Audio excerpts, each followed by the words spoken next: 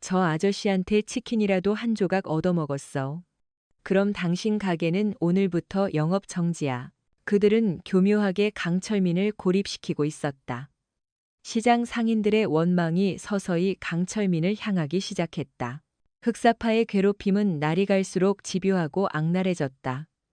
그들은 더 이상 폭력을 전면에 내세우지 않았다. 대신 시장 상인들의 생계 수단을 교묘하게 파고들었다.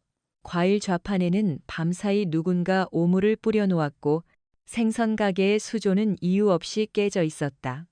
떡볶이집 할머니의 리어카는 바퀴가 모두 펑크나 있었고 순댓국집은 위생과에서 불시 점검을 나와 영업 정지 처분을 받았다. 모든 사건의 배후에 흑사파가 있다는 것을 모두가 알았지만 증거는 없었다. 그리고 흑사파 조직원들은 시장을 어슬렁거리며 고통받는 상인들의 귀에 독을 속삭였다. 이게 다 저기 저 치킨집 사장 때문인 거 알죠? 그 양반만 없었으면 우리도 이렇게까지는 안 해요.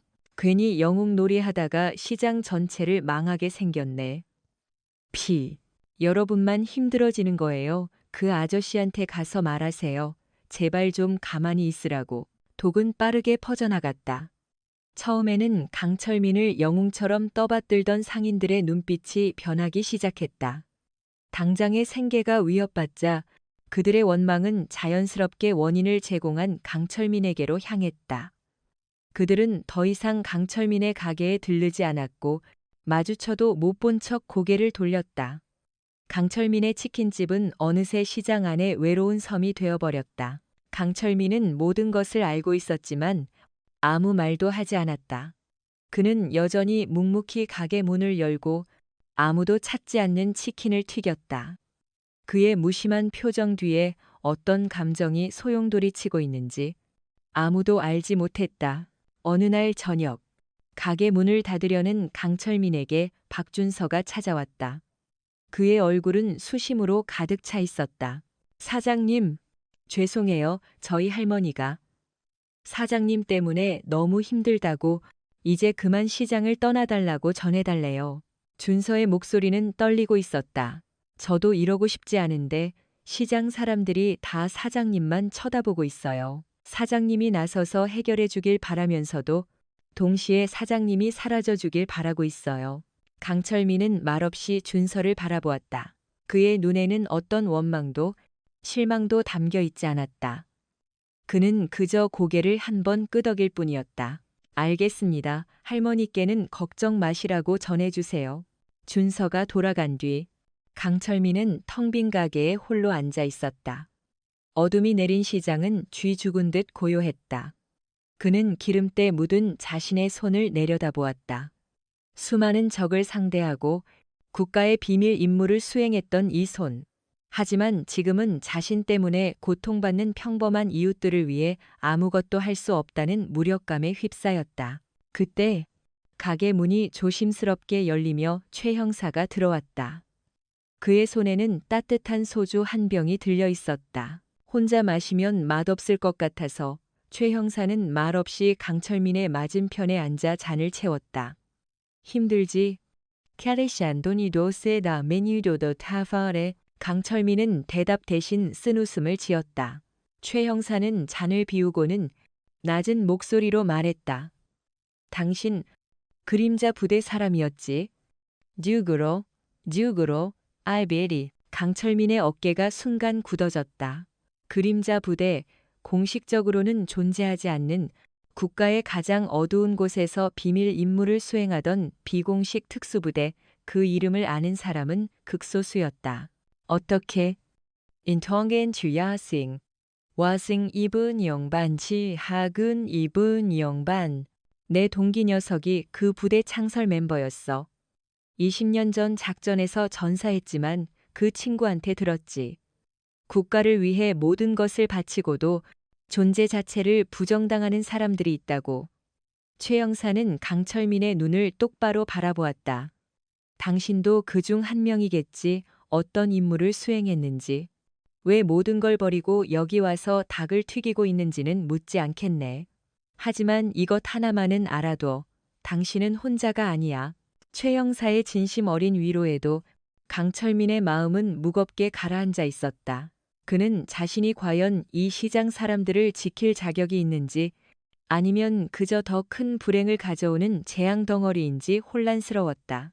바로 그날 밤 조태웅은 마지막 카드를 꺼내들었다. 그는 강철민을 완전히 무너뜨리기 위해 가장 잔인하고 돌이킬 수 없는 선을 넘기로 결심했다. 그의 타겟은 다시 한번 박준서였다.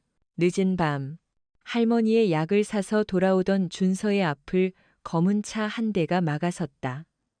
차에서 내린 남자들은 말없이 준서를 둘러쌌고 그들의 손에는 차가운 쇠파이프가 들려 있었다. 새벽 시장에 한 줄기 비명이 울려 퍼졌지만 그 소리는 금세 어둠 속으로 묻혀버렸다. 최 형사의 말은 강철민의 굳게 닫힌 마음에 작은 파문을 일으켰다. 그림자 부대, 그 이름은 그의 영혼에 새겨진 지워지지 않는 낙인이었다. 그는 최 형사에게 자신의 과거를 털어놓지 않았지만 그날 밤 홀로 가게에 앉아 잊고 싶었던 기억의 조각들을 힘겹게 맞춰보고 있었다. 그는 부대 최고의 요원이었다. 코드네임 캐로스, 지옥에서도 살아 돌아온다는 전설적인 존재. 수많은 비밀 작전을 성공으로 이끌었고 그의 이름은 적들에게 공포 그 자체였다. 그는 자신의 임무에 자부심을 느꼈고 국가를 위해 기꺼이 그림자가 되는 것을 운명으로 받아들였다. 비극은 5년 전 중앙아시아의 한 분쟁 지역에서 시작되었다. 테러 조직에 납치된 한국인 외교관 구출 작전, 강철민이 이끄는 4명의 정예 요원이 투입되었다. 그 중에는 강철민이 친동생처럼 아끼던 신입 요원, 김민준도 있었다. 민준은 뛰어난 재능과 불타는 애국심을 가진 청년이었다. 작전은 순조롭게 진행되는 듯 했다.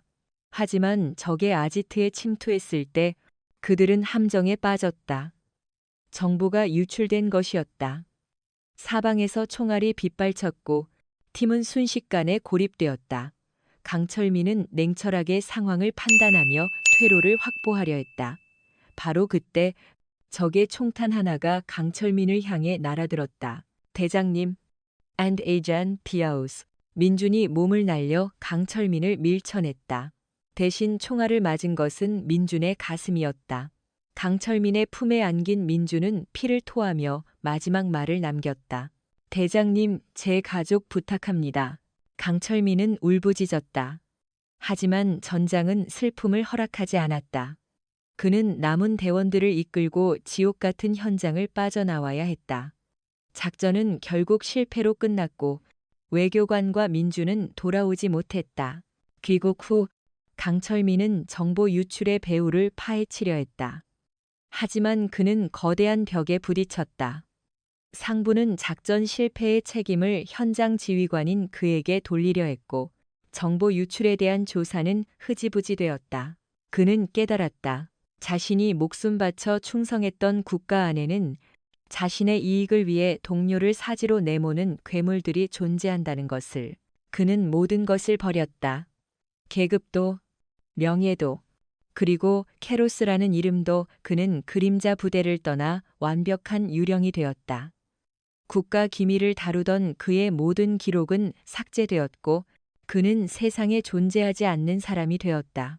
그는 민준의 가족을 멀리서 지켜보며 속죄하는 마음으로 살아가기로 결심했다. 민준의 여동생이 큰 빚을 지고 있다는 사실을 알게 된 그는 자신이 모은 모든 돈을 익명으로 보내 빚을 갚아주었다. 그리고는 연고 없는 이곳 새벽 시장에 흘러들어와 스스로를 세상과 단절시킨 채 치킨만 튀기며 살아왔던 것이다. 과거의 기억에 잠겨있던 강철민의 귀에 멀리서 희미한 사이렌 소리가 들려왔다. 그는 불길한 예감의 자리에서 일어났다. 가게 밖으로 나서자 시장 입구에 구급차와 경찰차가 멈춰서는 것이 보였다. 상인들이 웅성거리며 그쪽으로 몰려가고 있었다. 강철민도 그들을 따라 달려갔다. 현장은 끔찍했다. 박준서가 피투성이가 된 채 구급대원들에 의해 들것에 실리고 있었다. 그의 다리는 부자연스러운 각도로 꺾여 있었고 온몸은 멍과 상처로 가득했다. 준서의 할머니는 아들의 이름을 부르짖으며 실신 직전이었다. 준서야, 내 손자야. 눈 좀 떠봐. 어게스의 에나스. 최 형사가 현장을 통제하는 경찰관을 붙잡고 상황을 묻고 있었다. 경찰관은 고개를 저으며 말했다. CCTV도 없는 외진 곳에서 당했습니다. 목격자도 없고요. 단순 퍽치기로 보입니다만 상태가 너무 심각합니다. 하지만 강철민과 최 형사는 알고 있었다. 이것은 단순한 퍽치기가 아니었다. 흑사파 조태웅의 지시였다. 자신을 무너뜨리기 위해 무고한 청년의 인생을 짓밟아버린 것이다. 강철민은 들것에 실려가는 준서의 모습을 멍하니 바라보았다. 피투성이가 된 준서의 얼굴 위로 5년 전 자신의 품에서 죽어가던 민준의 얼굴이 겹쳐졌다. 제 가족 부탁합니다. 민준의 마지막 목소리가 그의 귓가에 환청처럼 울려 퍼졌다. 그는 지키지 못했다. 과거에도 그리고 현재에도 자신이 침묵하고 숨어 지내는 동안 또 다른 희생자가 나왔다. 그의 안에 있던 무언가가 툭 하고 끊어지는 소리가 났다. 텅 비어 있던 그의 눈에 마침내 뜨거운 불꽃이 타오르기 시작했다. 그것은 분노이자 슬픔이었고 그리고 지독한 결이었다. 조용한 삶은 끝났다. 이제 더 이상 숨지 않을 것이다. 그는 준서의 할머니에게 다가가 떨리는 그녀의 어깨를 붙잡았다. 할머니, 제가 다 해결하겠습니다. 그의 목소리는 낮았지만 그 안에 담긴 무게는 천근만근 같았다. 그는 더 이상 평범한 치킨집 사장이 아니었다. 그는 지옥에서 돌아온 그림자, 캐로스로 다시 깨어나고 있었다. 준서가 실려간 구급차가 시야에서 사라진 뒤에도 강철민은 한참 동안 그 자리에 서 있었다. 시장의 소음도 사람들의 웅성거림도 그의 귀에 들리지 않았다. 그의 머릿속은 차갑게 식어가는 동시에 용암처럼 뜨거운 분노로 들끓고 있었다. 5년간 억지로 잠재워왔던 야성이 봉인이 풀린 괴물처럼 날뛰기 시작했다. 그는 더 이상 망설이지 않았다. 그는 자신의 치킨집으로 돌아왔다. 가게 안은 여전히 고소한 기름 냄새로 가득했지만 이제 그에게는 아무런 위안도 되지 못했다. 그는 주방 구석, 낡은 바닥 타일 하나를 들어 올렸다. 그 아래에는 방수포로 감싼 작은 철제 상자가 숨겨져 있었다. 그가 세상과 단절하며 함께 묻어버린 과거의 유물이었다.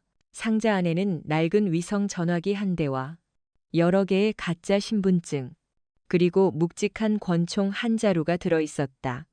그는 권총을 꺼내 들었다. 차갑고 단단한 감촉이 손에 익숙하게 감겼다. 그는 탄창을 확인하고 안전장치를 풀었다가 다시 잠그는 동작을 기계적으로 반복했다. 수만 번은 했을 법한 익숙한 움직임이었다. 그는 위성 전화기의 전원을 켰다. 짧은 신호음과 함께 액정에 불이 들어왔다. 그는 망설임 없이 단축번호 1번을 길게 눌렀다. 신호는 몇 번 가지 않아 연결되었다. 누구십니까? 수화기 너머에서는 극도로 경계심 가득한 남자의 목소리가 들려왔다. 강철민은 잠시 침묵했다. 그리고는 5년 만에 자신의 옛 코드네임을 입에 올렸다. 나다 캐로스. 수화기 너머에서 숨을 멈추는 소리가 들렸다. 잠시 동안의 정적, 그리고는 믿을 수 없다는 듯 떨리는 목소리가 흘러나왔다. 대장님, 정말 대장님이십니까? 인주예 찬춘예 삼미 안춘예 삼미 안춘예. 살아있었나? 바이퍼. 강철민의 목소리는 메말라 있었다. 바이퍼. 이진호. 그림자 부대 시절 그의 오른팔이자 최고의 통신 및 정보 분석 전문가였다. 대장님, 이게 어떻게 된 일입시다. 저희는 대장님이 그때 작전에서 실종 처리되신 줄로만. 설명은 나중에 한다. 급한 용건이다. 강철민은 그의 말을 잘랐다. 도움이 필요하다. 무슨 일이십니까? 말씀만 하십시오. 이진호의 목소리에는 흥분과 결의가 넘쳤다. 강철민은 조태웅과 흑사파에 대한 정보를 간략하게 설명했다. 그리고 마지막으로 덧붙였다. 그놈들이 선을 넘었다. 이제 이 게임의 규칙을 바꿀 시간이다. 알겠습니다. 대장님. 즉시 정보 수집 시작하겠습니다. 놈들의 아지트, 자금 흐름, 조직 구성원까지 24시간 안에 모든 걸 파악해서 보고 드리겠습니다. 그리고 다른 녀석들도 연락이 되나? 알포 하이스 인데리도지. 강철민의 질문에 이진호는 잠시 침묵했다. 다들 뿔뿔이 흩어져서 평범하게 살고 있습니다. 대장님이 사라지신 후 부대는 사실상 해체되었습니다. 그들을 다시 끌어들이는 건 알아. 하지만 이번 일은 나 혼자서는 안 돼. 그들의 도움이 필요하다. 강철민의 목소리는 단호했다. 위치는 내가 찾아가지. 자네는 연락책 역할만 해줘. 알겠습니다. 대장님의 뜻이라면. 전화가 끊겼다. 강철민은 전화기를 내려놓고 창밖 어둠이 내린 시장을 바라보았다. 그의 눈빛은 더 이상 평범한 치킨집 사장의 것이 아니었다. 그것은 작전을 앞둔 지휘관의 눈빛, 적의 심장을 꿰뚫어보는 냉철하고 날카로운 눈빛이었다. 다음 날, 시장은 절망과 공포로 가득 찼다. 준서가 중태에 빠졌다는 소식이 퍼지자 상인들은 감히 가게 문을 열 생각도 하지 못했다. 그들은 흑사파의 보복이 두려워 집안에 숨어버렸다. 새벽 시장은 완전히 죽은 공간이 되어버렸다. 하지만 강철민의 치킨집만은 예외였다. 그는 평소보다 더 이른 시간에 가게 문을 열고 묵묵히 닭을 튀기기 시작했다. 그 모습에 최 형사가 걱정스러운 얼굴로 가게를 찾았다. 강 사장, 지금 제정신인가? 이 상황에 장사를 하겠다니. 당장 문 닫고 몸부터 피하게.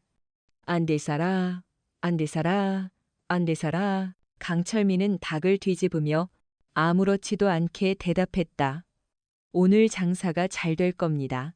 무슨 소린가?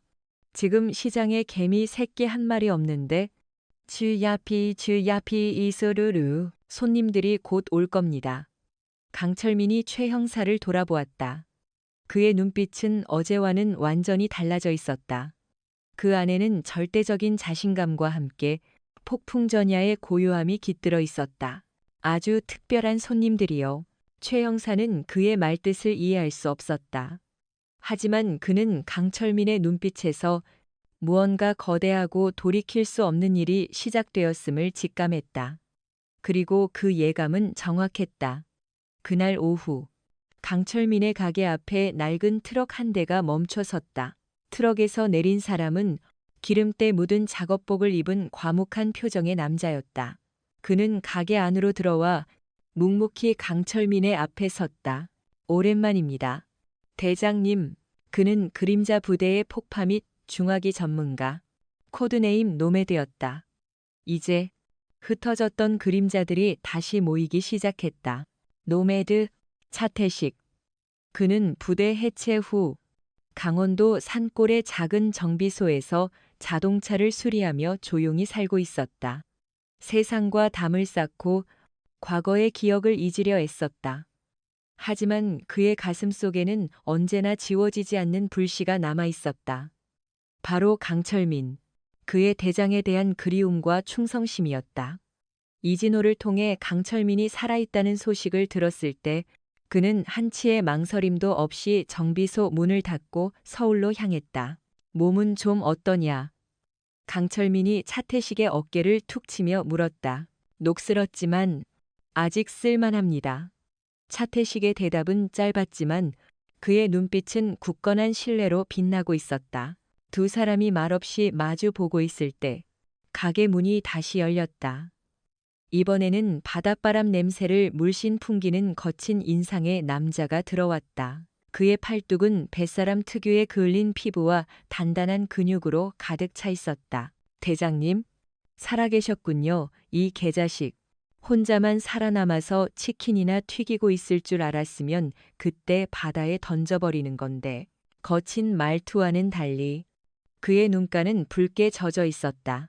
그는 그림자 부대의 잠입 및 해상 침투 전문가, 코드네임 포세이돈 박무진이었다. 그는 통영의 작은 항구에서 어부로 살아가고 있었다. 너는 여전히 시끄럽구나. 무진아. 강철민이 희미하게 웃었다. 5년 만에 처음으로 짓는 진짜 웃음이었다.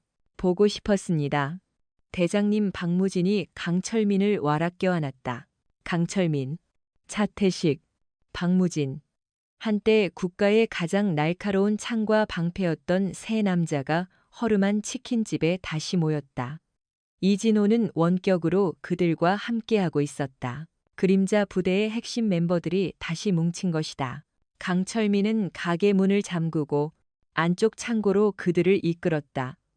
창고 벽에는 서울 지도와 함께 흑사파에 대한 정보가 빼곡히 붙어 있었다. 이진호가 단 하루 만에 수집한 결과물이었다. 조태웅, 나이는 38, 강남 신흥 조직의 보스. 자금원은 불법 도박 사이트와 재개발 지역 상권 갈취. 아지트는 김포 외곽의 폐물 유창고. 조직원은 약 50여 명. 그중 10여 명은 전직 용병 출신의 정예 멤버들이다. 이진호의 목소리가 스피커를 통해 흘러나왔다. 차태식이 조태웅의 사진을 보며 말했다. 양아치 새끼가 용병까지 고용했군요. 돈이 꽤 많은 모양입니다. 박무진이 입맛을 다셨다. 재밌겠는데. 몸 좀 푼 지 오래됐더니 근질근질하던 참이었어. 강철민은 지도를 가리키며 작전 계획을 설명하기 시작했다. 그의 목소리는 다시 냉철한 지휘관의 것으로 돌아와 있었다. 우리의 목표는 조태웅을 포함한 핵심 간부 전원 생포다. 단순한 복수가 아니다. 이놈들 뒤에 있는 배우까지 전부 뿌리 뽑아야 한다. 그러기 위해선 증거가 필요하다. 놈들의 자금 장부, 거래 내역, 그리고 배후와 연결된 증거를 확보해야 한다. 그는 폐물류 창고의 도면을 펼쳤다. 창고는 총 3층 구조. 외곽 경비가 삼엄하고 내부에 CCTV가 촘촘히 깔려 있다. 정면 돌파는 불가능하다. 우리는 세 팀으로 나뉜다. 그의 눈빛이 빛났다. 바이퍼, 너는 외부 통신망과 CCTV를 무력화한다. 내가 신호를 주면 3분 안에 끝내야 한다. 노매드. 너는 창고 뒤편의 가스관을 이용해 작은 혼란을 만든다. 놈들의 시선을 뒤쪽으로 돌리는 게 목적이다. 포세이돈과 나는 정문이 아닌 북쪽 환풍구를 통해 침투한다. 그것은 군사작전을 방불케 하는 정교하고 대담한 계획이었다.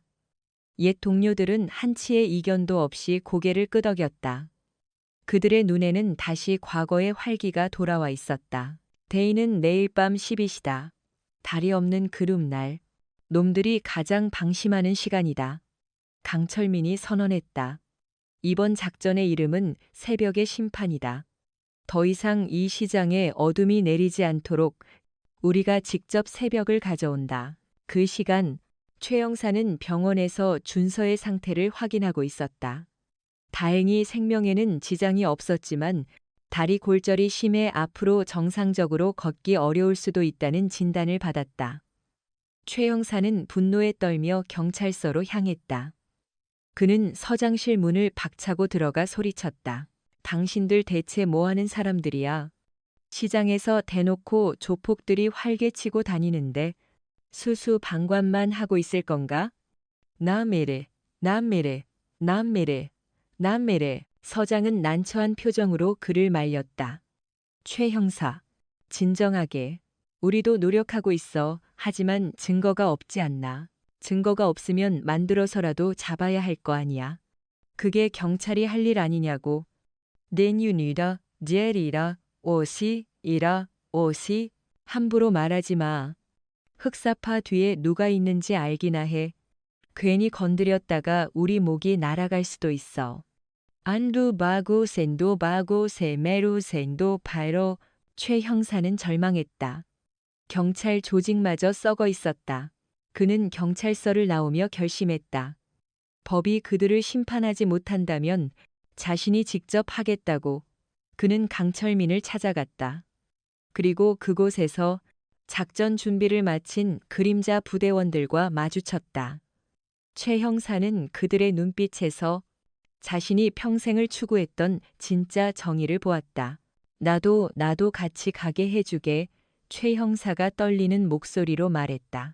경찰로서가 아니라 이 시장의 한 사람으로서 저 악당들을 심판하는데 힘을 보태고 싶네. 강철민은 잠시 최 형사를 바라보다가 고개를 끄덕였다. 좋습니다. 저희가 안에서 문을 열면 밖에서 경찰 병력을 이끌고 들어와 주십시오. 법의 이름으로 이 작전을 마무리해야 합니다. 이제 모든 준비는 끝났다. 심판의 밤이 고요하지만 무겁게 다가오고 있었다. 그옛날 밤, 김포의 폐물류 창고 주변은 칠흑 같은 어둠에 잠겨 있었다. 창고 안에서는 환한 불빛과 함께 시끄러운 음악 소리가 새어나오고 있었다. 흑사파 조직원들이 승리를 자축하는 파티를 벌이고 있는 것이다. 그들은 자신들의 방식대로 새벽 시장을 완전히 장악했다고 믿고 있었다. 조태웅은 가죽 소파에 깊숙이 몸을 묻은 채 비싼 위스키를 마시며 흡족한 미소를 짓고 있었다. 그 치킨집 덩치. 이제 찍소리도 못하겠지. 하하하. And nation data's. 당연하죠. 형님. 걔 때문에 시장 전체가 굶어 죽게 생겼는데 버틸 재간이 있겠습니까? 부하들이 아첨을 떨었다. 바로 그때 창고 외곽의 어둠 속에서 네 개의 그림자가 조용히 움직이고 있었다. 강철민과 박무진은 창고 북쪽 벽에 밧줄을 걸고 소리 없이 벽을 타고 올랐다. 그들의 움직임은 마치 중력을 거스르는 것처럼 가볍고 유연했다.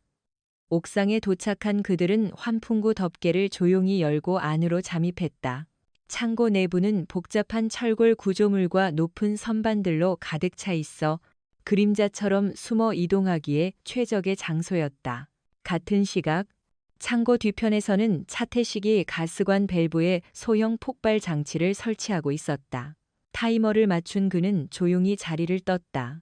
그리고 창고에서 500m 떨어진 통신탑 아래 이진호는 노트북 앞에서 빠르게 손가락을 움직이고 있었다.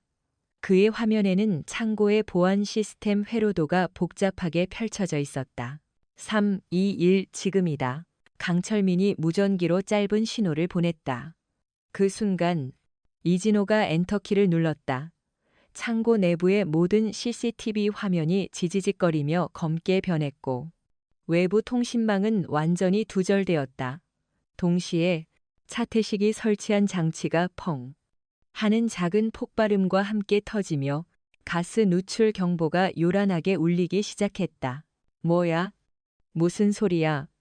대로 우리나케센크루 어리나케센크루 BS인데 창고 안은 순식간에 아수라장이 되었다. 조직원들이 당황하며 소리가 나는 뒤쪽으로 달려갔다. 조태웅도 욕설을 내뱉으며 자리에서 일어났다. 어떤 새끼가 장난치는 거야. 당장 알아봐. 앤디스게 이리푸세 같이 놀아고라메 쥐카고라고라고라메 느라고라고라고라메 바로 그때였다. 천장에서 두 개의 그림자가 소리 없이 뛰어내렸다. 강철민과 박무진이었다. 그들은 혼란에 빠진 조직원들의 중심으로 떨어지며 지옥의 연회를 시작했다. 강철민은 마치 분노한 곰처럼 움직였다. 그의 거대한 주먹과 발이 허공을 가를 때마다 건장한 조직원들이 비명을 지르며 나가떨어졌다. 그는 더 이상 힘을 조절하지 않았다. 뼈가 부러지는 소리, 관절이 탈구되는 소리가 음악 소리를 대신했다. 박무진은 뱀처럼 교활하고 빠르게 움직였다. 그는 적들의 빈틈을 파고들어 날카로운 팔꿈치와 무릎으로 급소를 정확히 가격했다. 그의 손에 들린 짧은 단검은 위협용이 아니었다. 그는 단검의 등 부분으로 적들을 가격해 순식간에 의식을 잃게 만들었다. 밖에서는 차태식이 정문으로 향하는 조직원들을 막아서고 있었다. 그는 양손에 묵직한 렌치를 들고 마치 고대의 전사처럼 그들을 상대했다. 렌치가 허공을 가를 때마다 둔탁한 파열음이 울려 퍼졌다. 상황을 파악한 조태웅은 공포에 질려 도망치려 했다.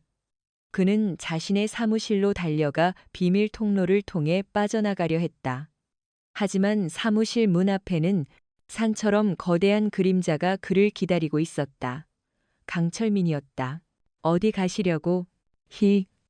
너 어떻게? 다호카리스타 오스크미레 하얀노 산탄노 하얀노 말했지. 규칙을 바꾼다고. 강철민이 천천히 다가갔다. 조태웅은 뒷걸음질 치다 책상에 걸려 넘어졌다. 그는 필사적으로 책상 서랍을 열어 권총을 꺼내 들었다. 오지 마. 또 쏜다. Deseadero fu cantimi se mire endosi. 너로 fu cantimi 너로 fu cantimi se mire endosi. 탕. 총성이 울렸다. 하지만 총알은 강철민을 비껴나가 벽에 박혔다.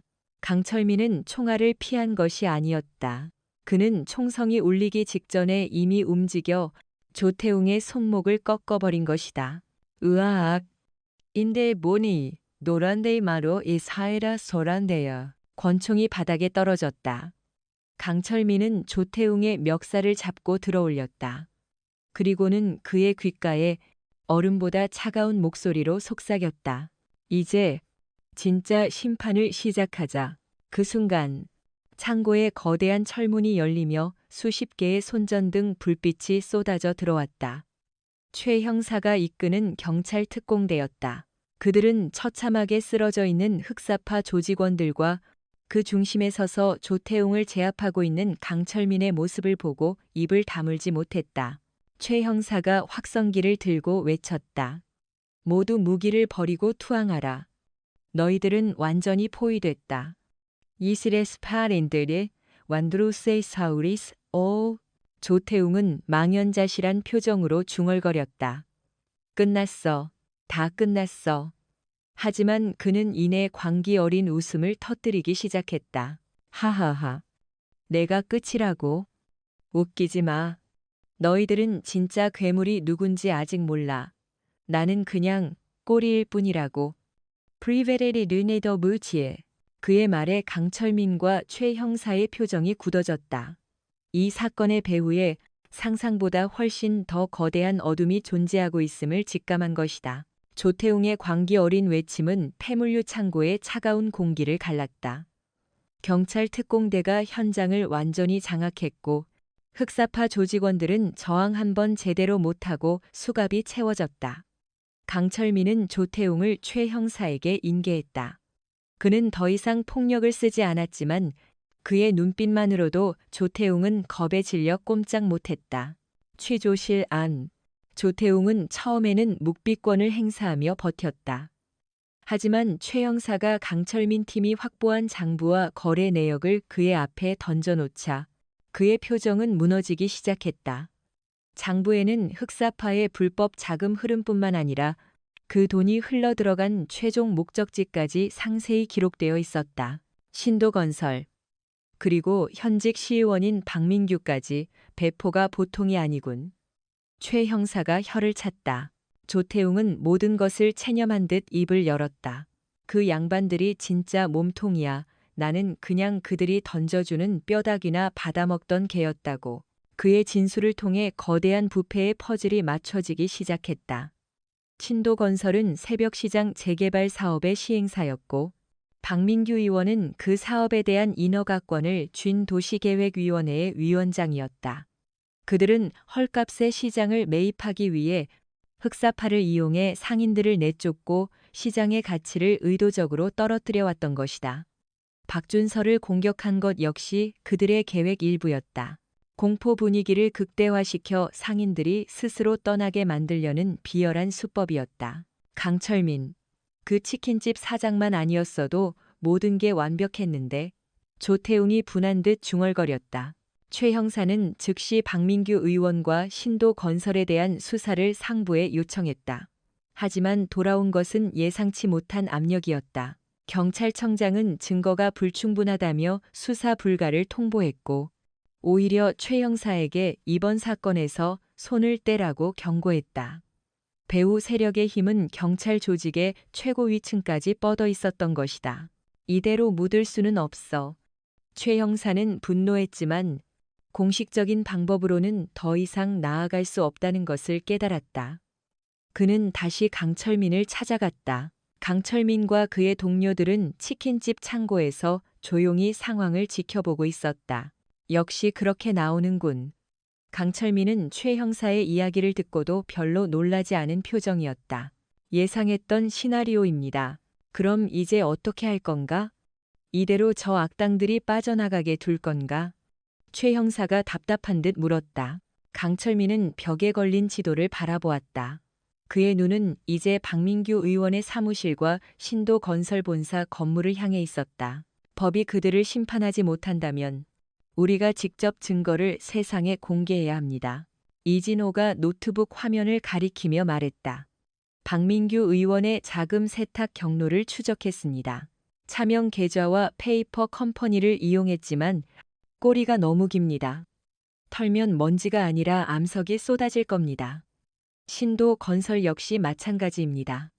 비자금 장부가 어딘가에 분명히 존재합니다. 박무진이 단검을 만지작거리며 말했다. 필요하면 그놈들 사무실에 직접 들어가서 가져오지. 아니. 강철민이 고개를 저었다. 더 이상 불법적인 방법은 쓰지 않는다. 우리는 그림자이지만 빛의 방식으로 싸워야 한다. 이번에는 머리를 쓸 시간이다. 그들의 새로운 작전이 시작되었다. 그것은 무력이 아닌 정보와 심리를 이용한 고도의 작전이었다. 며칠 후 박민규 의원의 사무실에 한 통의 익명 제보가 도착했다. 제보 내용인즉슨 신도건설이 박 의원 몰래 비자금을 조성하여 경쟁 관계에 있는 다른 정치인에게 뇌물을 건넸다는 것이었다. 분노한 박 의원은 신도건설에 대한 세무조사를 지시하며 압박하기 시작했다. 동시에 신도건설 회장의 아들에게는 박민규 의원이 자신의 내연녀에게 신도건설의 내부 정보를 유출했다는 증거 사진이 배달되었다. 부자 사이, 그리고 동업자 사이에 굳건했던 신뢰에 금이 가기 시작했다. 그들은 서로를 의심하고 물어뜯기 시작했다. 이 모든 것은 이진호가 만들어낸 거짓 정보와 조작된 증거들이었다. 그들이 내부 분열로 혼란에 빠진 사이 차태식과 박무진은 다른 방식으로 움직였다. 차태식은 신도건설의 쓰레기 처리 업체 직원으로 위장 취업하여 매일 밤 그들의 사무실에서 나오는 모든 폐기물을 수거했다. 박무진은 박민규 의원의 운전기사에게 의도적으로 접근하여 도박 빚을 대신 갚아주며 그의 환심을 샀다. 강철민은 이 모든 작전을 총지휘하며 마지막 결정적인 한 수를 기다리고 있었다. 그들의 거대한 성이 내부의 의심과 외부의 압력으로 서서히 무너져 내리고 있었다. 이제 그 성을 완전히 무너뜨릴 마지막 충격만 남아 있었다. 그리고 그 역할은 예상치 못한 인물에게서 시작될 참이었다. 박민규 의원과 신도건설의 회장은 서로를 향한 의심과 불신으로 파멸의 길을 걷고 있었다. 그들이 자멸하는 동안 강철민의 팀은 결정적인 증거를 거의 손에 넣고 있었다. 차태식은 파쇄된 문서 조각들을 밤새도록 맞춰 신도건설의 비자금 장부 일부를 복원해냈다. 박무진은 박민규 의원의 운전기사로부터 그가 비밀리에 내연녀와 만나 고급 빌라를 선물했다는 사실과 그 계약서 사본을 입수했다. 하지만 그것만으로는 부족했다. 그들을 한 번에 무너뜨릴 스모킹건이 필요했다. 마지막 퍼즐 조각은 뜻밖에도 강철민이 운영하는 치킨집에서 맞춰졌다. 어느 날 저녁, 한 젊은 여성이 치킨집을 찾아왔다. 그녀는 신분을 밝히지 않고 강철민에게 USB 하나를 건넸다. 아버지를 대신해서 사죄드립니다. 그녀는 신도건설 회장의 딸이었다. 아버지가 괴물이 되어가는 것을 더 이상 지켜볼 수 없었습니다. 이 안에는 아버지가 박민규 의원과 나눈 모든 대화의 녹음 파일과 진짜 비자금 장부 원본 파일이 들어 있습니다. 그녀는 아버지가 저지른 죄를 알고 있었지만 가족이라는 이유로 침묵해왔다. 하지만 무고한 시장 상인들과 박준서의 소식을 듣고 더 이상 양심의 가책을 견딜 수 없었던 것이다. 이제 모든 증거가 모였다. 강철민은 USB를 최 형사에게 전달했다. 최 형사는 이 증거들을 들고 자신의 퇴직금과 명예를 모두 걸고 마지막 승부수를 던졌다. 그는 경찰 내부의 감찰부서가 아닌 평소 신뢰하던 언론사의 탐사 보도팀에 이 모든 자료를 넘겼다. 다음 날 아침, 대한민국은 발칵 뒤집혔다. 뉴스 헤드라인은 현직 시의원과 대기업의 재개발 비리 커넥션에 대한 특종 보도로 도배되었다. 녹음 파일과 장부가 공개되자 박민규와 신도건설은 더 이상 빠져나갈 구멍이 없었다. 검찰은 즉시 수사에 착수했고 그들은 결국 법의 심판대에 서게 되었다. 새벽 시장에는 마침내 진짜 평화가 찾아왔다. 흑사파는 와해되었고 부패한 권력은 무너졌다. 시장 상인들은 다시 활기를 되찾았고 재개발 사업은 주민들의 의견을 수렴하는 투명한 방식으로 재추진되었다. 병원에서 퇴원한 준서는 비록 다리를 조금 절게 되었지만 이전보다 더 밝고 굳건한 청년이 되어 있었다. 그는 시장 상인들을 위한 청년회를 조직하며 새로운 리더로 성장해 나갔다. 강철민과 그의 옛 동료들은 다시 각자의 삶으로 돌아갔다. 차태식은 강원도 정비소로, 박무진은 통영의 바다로, 이진호는 여전히 보이지 않는 곳에서 그들을 지켜보고 있었다. 그들은 아무런 대가도 명예도 원하지 않았다. 그저 자신들이 지켜낸 평범한 일상을 멀리서 바라보는 것만으로 만족했다. 강철민은 다시 평범한 치킨집 사장이 되었다. 그는 여전히 묵묵히 닭을 튀겼고 그의 표정은 여전히 무심했다. 하지만 시장 상인들은 이제 알고 있었다. 저 무심한 표정 뒤에 얼마나 따뜻하고 강인한 마음이 숨겨져 있는지. 그의 치킨집은 시장 사람들의 사랑방이 되었고 저녁마다 최 형사와 준서, 그리고 시장 상인들이 모여 함께 웃고 떠드는 정겨운 공간이 되었다. 어느 맑은 날, 강철민은 가게 앞 벤치에 앉아 따스한 햇살을 즐기고 있었다. 최 형사가 옆에 앉아 맥주 캔을 건넸다. 이제 정말 다 끝난 것 같군. 네, 강철민이 짧게 대답했다. 후회는 없나? 여전히 이름 없는 그림자로 살아가는 거. 강철민은 대답 대신 시장을 뛰어다니는 아이들과 활기차게 장사하는 상인들을 바라보았다. 그의 입가에 아주 희미한 하지만 진심 어린 미소가 피어올랐다. 이 풍경을 지킬 수 있다면 그걸로 충분합니다. 그는 자신의 선택을 후회하지 않았다. 비록 세상은 그의 존재를 기억하지 못하겠지만 그는 알고 있었다. 진정한 영웅은 이름이 남는 사람이 아니라 평범한 사람들의 일상을 지켜내는 사람이라는 것을. 새벽 시장에는 새로운 규칙이 생겼다. 그것은 더 이상 폭력과 갈취의 규칙이 아니었다. 서로를 돕고 지켜주고 부당함에 함께 맞서는 연대의 규칙이었다. 그리고 그 중심에는 언제나 묵묵히 그 자리를 지키는 거구의 치킨집 사장, 강철민이 있었다. 그의 이야기는 전설이 되어 시장 사람들의 가슴 속에 영원히 살아 숨쉴 것이다. 오늘 우리가 함께한 새벽 시장의 규칙 이야기는 이제 막을 내렸습니다. 하지만 강철민이라는 한 남자가 남긴 묵직한 울림은 아마 우리 모두의 가슴 속에 오랫동안 남아있을 겁니다. 우리는 그저 자극적이고 통쾌한 복수극을 본 것이 아닙니다. 우리는 한 사람의 용기가 어떻게 죽어가던 공동체를 되살리고 썩어 빠진 권력의 심장을 멈추게 하는지를 목격했습니다. 그리고 그 과정 속에서 어쩌면 우리가 잊고 살았던 삶의 가장 중요한 가치들을 다시 한번 떠올리게 되었죠. 강철민. 그는 모든 것을 잃고 스스로를 세상과 단절시킨 남자였습니다. 과거의 상처와 죄책감이라는 무거운 갑옷을 입고 그는 평범함이라는 가면 뒤에 자신의 진짜 모습을 숨겼습니다. 그의 치킨집은 생계를 위한 공간이 아니라 세상으로부터 자신을 지키는 마지막 보루이자 감옥이었을지도 모릅니다. 우리 역시 마찬가지 아닐까요? 우리는 모두 각자의 삶에서 크고 작은 상처를 안고 살아갑니다. 실패의 기억, 누군가를 실망시켰던 죄책감, 세상에 대한 환멸, 그런 것들이 우리를 움츠러들게 만들고 나 하나쯤 없어도 세상은 잘 돌아간다는 냉소적인 생각으로 우리를 고립시킵니다.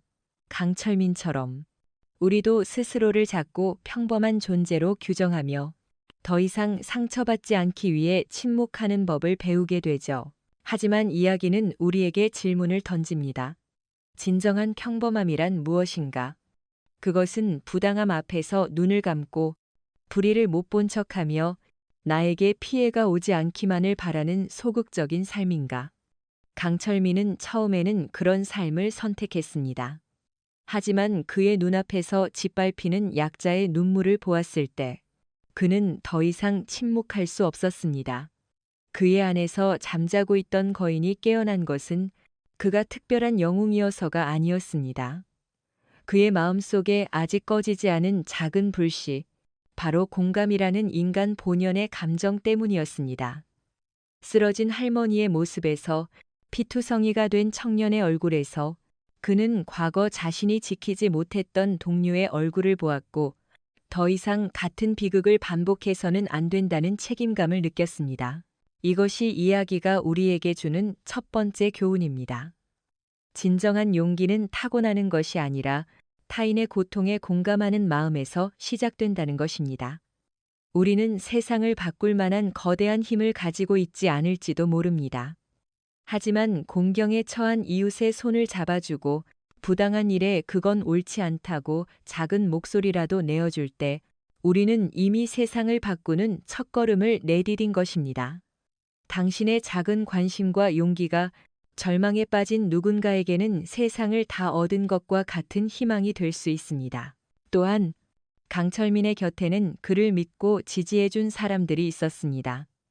그의 정체를 의심하면서도 결국 그의 편에 서준 최 형사, 흩어졌다가도 그의 부름에 한달음에 달려와 준 옛 동료들, 그리고 처음에는 그를 원망했지만 결국 그의 진심을 알아보고 함께 싸워준 시장 상인들. 이들의 존재는 우리에게 연대의 중요성을 일깨워줍니다. 혼자서는 세상을 바꿀 수 없습니다. 아무리 강한 영웅이라도 혼자서는 지치고 외로울 수밖에 없습니다. 하지만 같은 뜻을 가진 사람들이 모여 서로의 등을 받쳐줄 때 그 힘은 상상을 초월할 정도로 거대해집니다. 우리는 너무나 쉽게 서로를 경쟁자로 여기고 의심하며 벽을 쌓는 시대에 살고 있습니다.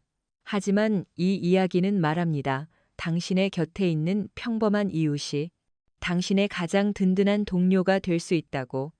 중요한 것은 서로의 다름을 인정하고 공동의 선을 위해 함께 목소리를 내는 것입니다. 흑사파와 부패한 권력이 가장 두려워했던 것은 강철민 개인의 무력이 아니었습니다. 그들이 진짜로 두려워했던 것은 뿔뿔이 흩어져 있던 약자들이 우리라는 이름으로 하나 되어 저항하기 시작했을 때의 그 거대한 힘이었습니다. 마지막으로 이 이야기는 우리에게 진정한 승리가 무엇인지에 대해 깊은 성찰을 안겨줍니다. 강철민은 적들을 모두 파멸시킬 힘이 있었지만 그는 복수가 아닌 정의를 선택했습니다. 그는 조태웅을 심판했지만 그에게 모든 책임을 떠넘기지 않고 그 뒤에 숨어 있는 더 큰 악의 뿌리를 뽑아내려 했습니다. 그리고 모든 것이 끝났을 때 그는 영웅으로 칭송받는 대신 다시 묵묵히 자신의 자리로 돌아가 치킨을 튀겼습니다. 그에게 진정한 승리는 적을 무너뜨리는 통쾌함이 아니었습니다. 그가 목숨 걸고 지켜낸 평범한 일상. 아이들이 웃으며 뛰어놀고 상인들이 활기차게 장사하는 그 소중한 풍경 그 자체가 바로 그의 승리였던 것입니다.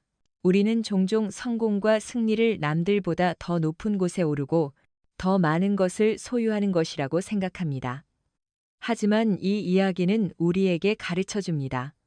진정한 행복과 승리는 거창한 성취가 아니라 내가 사랑하는 사람들과 함께하는 평온한 일상을 지켜내는 데 있다고. 이 이야기는 단순한 허구일지 모릅니다. 하지만 이야기 속에 담긴 메시지는 우리의 현실과 깊이 맞닿아 있습니다. 당신의 삶 속에도 보이지 않는 흑사파가 존재할 수 있습니다. 그것은 부당한 직장 상사일 수도 있고, 당신을 억압하는 사회적 편견일 수도 있으며, 때로는 당신 스스로를 갉아먹는 무력감과 냉소일 수도 있습니다. 그럴 때마다 오늘 우리가 함께 나눈 새벽 시장의 규칙을 기억해 주십시오. 당신 안에도 타인의 아픔에 공감하고 불의에 맞설 수 있는 강철민의 용기가 잠자고 있습니다. 당신의 곁에도 당신을 믿고 함께 싸워줄 최 형사와 시장 상인들이 분명히 존재합니다. 혼자라고 생각하지 마십시오. 침묵하지 마십시오. 당신의 작은 용기가 당신의 삶을 그리고 우리가 사는 이 세상을 조금 더 따뜻하고 정의로운 곳으로 만드는 새로운 규칙의 시작이 될 수 있습니다. 오늘 이야기가 여러분의 마음에 깊은 울림을 주었다면 저희 채널을 구독하고 알림 설정을 켜주시는 것으로 그 마음을 표현해 주십시오. 여러분의 따뜻한 응원 하나하나가 저희가 더 좋은 이야기를 만들고 세상에 선한 영향력을 퍼뜨리는데 가장 큰 힘이 됩니다.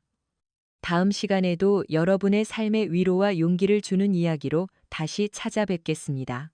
본 영상에 등장하는 모든 인물, 단체, 사건은 교육적 및 오락적 목적을 위해 창작된 허구이며 특정 실제 인물이나 사건과는 아무런 관련이 없음을 밝힙니다.